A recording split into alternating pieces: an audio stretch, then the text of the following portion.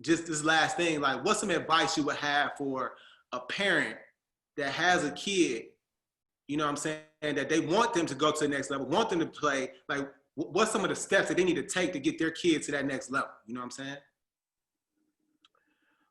First of all, I would say the first thing you need to do is recognize, be aware, recognize. Being aware is not just being observant of your child, okay? Everybody thinks their child is the greatest. Being aware is understanding how this is going to work. So that means you have to understand how coaches recruit, how kids in that position looks.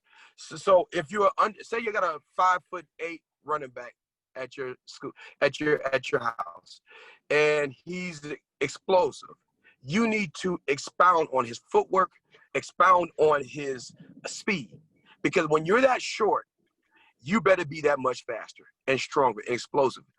And you can't want it for him. You got to pay attention to that. Is it the kid want it or do you want it? Because if the kid don't want it, I don't care what it is. When he meets James Abrams in that pocket and he gets hit by James Abrams, he going to make a decision.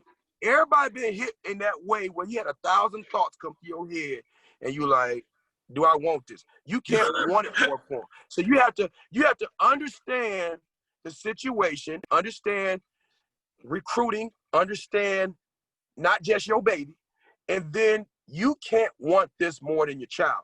You got to make sure your child is not complaining to go to workouts. If your child is complaining to go to workouts, you need to step back and look at how much you're paying. I have lost clients being real with them. I tell them, this place ain't for everybody. It really isn't. You think there's the places you want. I said, bring your kid here and you're going to find out a lot about your child.